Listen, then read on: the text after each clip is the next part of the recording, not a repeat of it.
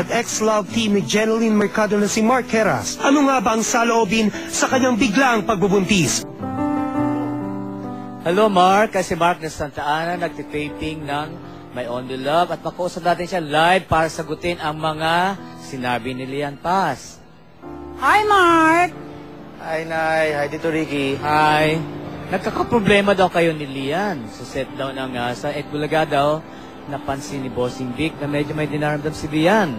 At medyo nagsasuggest na may problema ito. Ano bang problema niya? Ikaw bang problema niya? Nagkaroon ho kami ng problema.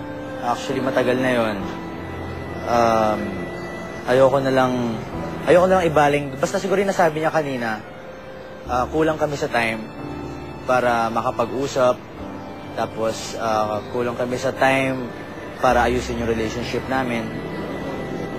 Yun po. May connect ba yung behavior ni Lian sa relationship yung dalawa? Nagkakalabuan na ba kayo? Nag-break na ba kayo? Actually, sa ngayon, parang ganun nga po. Pero sabi niya nga, kailangan namin mag-usap para Ayaw mo raw magandang makipag-usap? closure. Ayaw mo raw Sa ngayon, makipag-usap? hindi pa ako ready eh.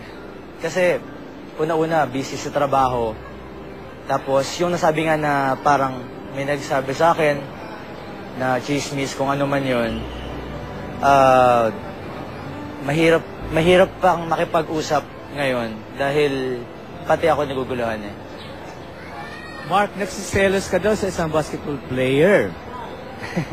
Siloso ka ba? Hindi ko... May iba ako ka ba? siloso ho ako. Alam ba, matagal na yan. Yung tungkol dun sa basketball player, hindi ko po alam kung player po ba talaga or kung ano man or kung totoo yung issue. Sadyang magulo lang po talaga ngayon. So, kailangan ko lang muna ng oras para sa sarili ko para makapag-isip. Teka muna Mark, kung ganun ka kasilosa kay Lian, bakit? Ikaw ba naging faithful kay Lian? Opo naman. Talaga? Ako naman ay kahit kailan pag kakaroon ako ng girlfriend, never naman ako nagsabay or never ako nagdalawang relationship. Pero bakit naman itinaon mo pang Pasko? Nung break mo si Lian, ayaw mo siyang ibili ng regalo? Pasko pa naman. Hindi na, meron. May regalo. Ba't di mo binigay? Ano ba yung regalo na yun? Nakikita. Hindi ko naman siya sinakto na Pasko. Kasi para sa akin, pag pinatagal mo pa, or kung kahit before or after Christmas mo gawin, kung talagang mangyayari po eh. Baka nung ninyo sinusentas mo binigyan regalo, ha Mark? Anyway, may chance pa ba na magkabalikan kayo ni Lian? Maaayos pa ba kung ano man yung gusot between the two of you? Sa ngayon po, ayoko muna magsalita ng tapos kasi hindi natin masabi kung ano yung pwedeng mangyari. Pero sa ngayon, if ever maging malubag yung schedule, mag-uusap kami kung ano man yung magiging resulta ng pag-usap namin, bahala na po. Anyway, Mark, before we move on to the bigger issue, anong masasabi mo kay Lian? Anong word of assurance mo sa kanya? Kay Lian, alam ko marami rin akong nagawang pagkukulang or may nagawa akong mga kasalanan sa'yo. Pero sa ngayon,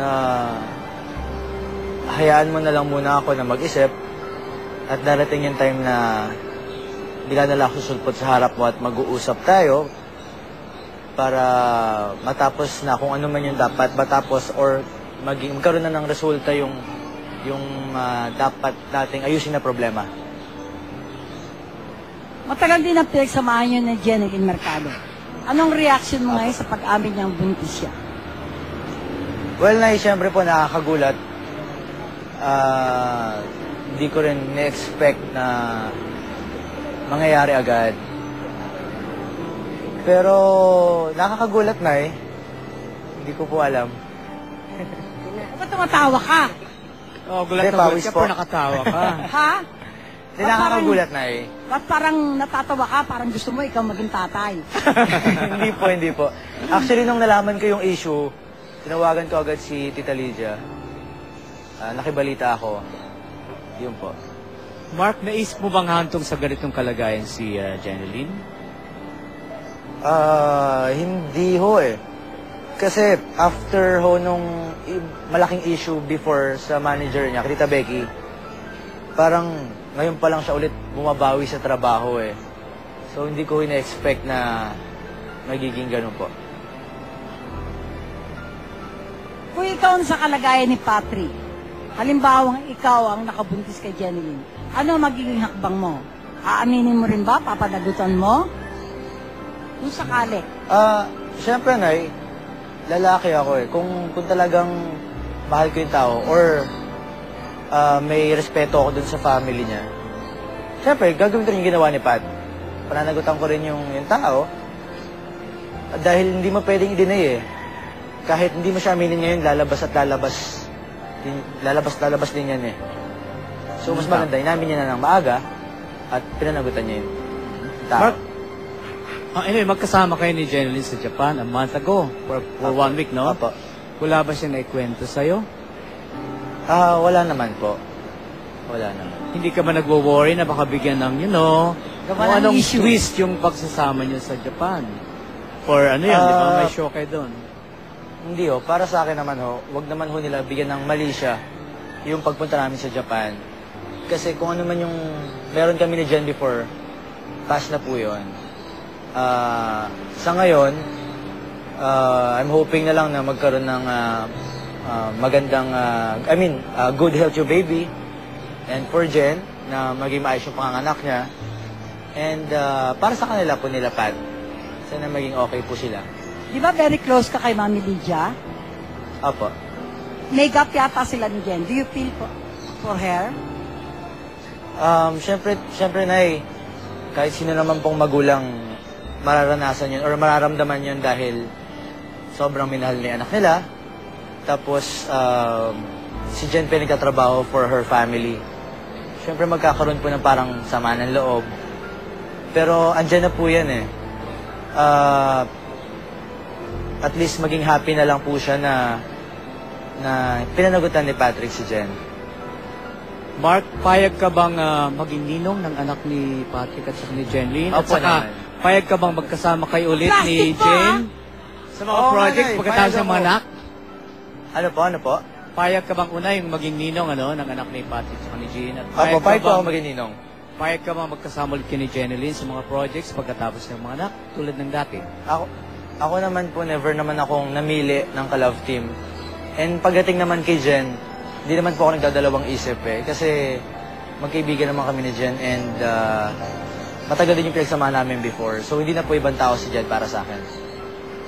Mark, habang maamin daw si Jeneline sa mga reporters tungkol sa kanila ni Patrick nung Thursday, totoo bang kasama mo si Rian Ramos, Bianca King at Nicole Anderson sa Batangas sa skateboarding kayo? Skateboarding ba? Wakeboarding daw po. kayo. Apo, actually, yung cast po halos ng My Only Love. Si Miss Sherilyn Reyes, si Steph, sila Marco Alcaraz, tapos kami po, yung pinsan ko, yung kapatid ko. Ano totoo? Nililigawan mo si